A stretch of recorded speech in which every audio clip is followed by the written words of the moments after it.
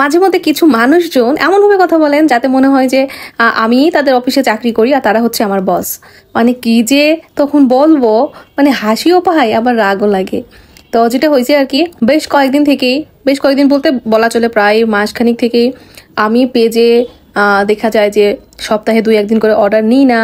আবার হচ্ছে emergency order তো এমনিতেই না অফ করে দিছি বলা চলে। তো যখন দেখা যায় যে আমি কারো অর্ডার নিচ্ছি না বা হচ্ছে কোনো একদিন অর্ডার অফ রাখছি, ওই দিন কিছু মানুষজন পেজে এসে এমনভাবে মেসেজ করেন যে পেজ খুলে বসে রাখছেন, আপনি কি ব্যবসা করেন নাকি জাস্ট পেজটাই খুলে বসে রাখছেন? তারপর হচ্ছে কেক দিতে পারবেন না, তাহলে ব্যবসা করেন কেন হচ্ছে বন্ধু রাখছেন অমুক দিনে, আমাদের যে ওই দিনেই কেক লাগবে, তাহলে হচ্ছে ওই দিনে অর্ডার অফ রাখছেন কেন? তাহলে অর্ডার অফই রাখছেন, তাহলে হচ্ছে বিজনেস কেন করেন? মানে এমনভাবে তারা আমাকে ইনবক্সে মেসেজ করে, মনে হয় তাদের হচ্ছে আমার পৃথিবীর সব কাজ বাদ দিয়ে তাদের কেকটাই আমাকে বানাইতে হবে। মানে হচ্ছে এক প্রকার বলা চলে যে আমি বাধ্য কেক বানাইতে, তাদের কেক হচ্ছে বানিয়ে দিতে বাধ্য। আমার প্রবলেমটা কি বা কেন অফ রাখছি এটা তারা মানে মানতেই পারে না, এমন একটা অবস্থা। তো আপনাদের বলছি, যারা হচ্ছে এমনটা মনে করেন যে আমার কোনো প্রবলেম থাকা যাবে না বা আমি অসুস্থ হই বা যেটাই হোক না কেন, আমার যাই হয়ে যাক না কেন আপনাদেরকে কেক বানিয়ে দিতে হবে, এমনটা যারা মনে করছেন তাদেরকে বলছি, ভাই আমি কারো আন্ডারে কাজ করব না জন্যই আজ বিজনেস করি, কারো হুকুমের গোলাম হব না জন্যই আজ হচ্ছে আমি একজন উদ্যোক্তা।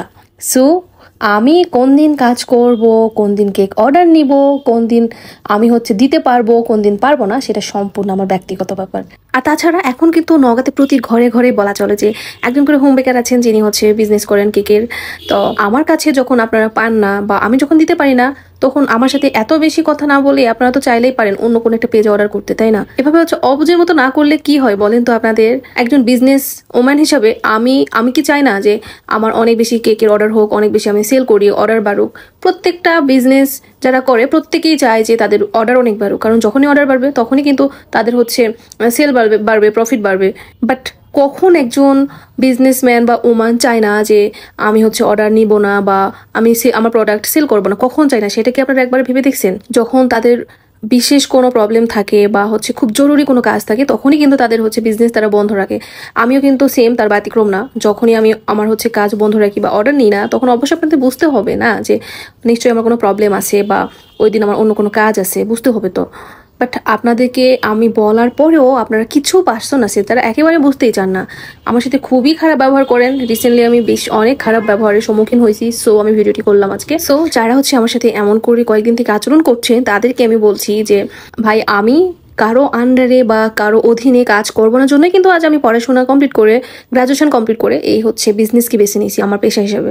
আমি একজন উদ্যোক্তা, আমার পক্ষে সম্ভব না কারো আন্ডারে কাজ করা। আমি আমার লাইফে যেটাই করি না কেন আমাকে সম্পূর্ণ মানে আমার যখন যেটা মন চাইবে তখন সেটা আমি যেন করতে পারি, এই জন্য আর কি এই বিজনেসটা বেছে নেওয়া আমার।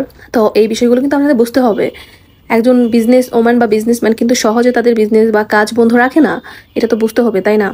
তো যাই হোক, আশা করি আপনারা যারা বোঝেন না এখন থেকে বিষয়টি বুঝবেন যে আমি কেন হুটহাট অর্ডার নিই না বা হচ্ছে মাঝে মধ্যে বন্ধ রাখি, এই বিষয়গুলো আসলে বুঝবেন।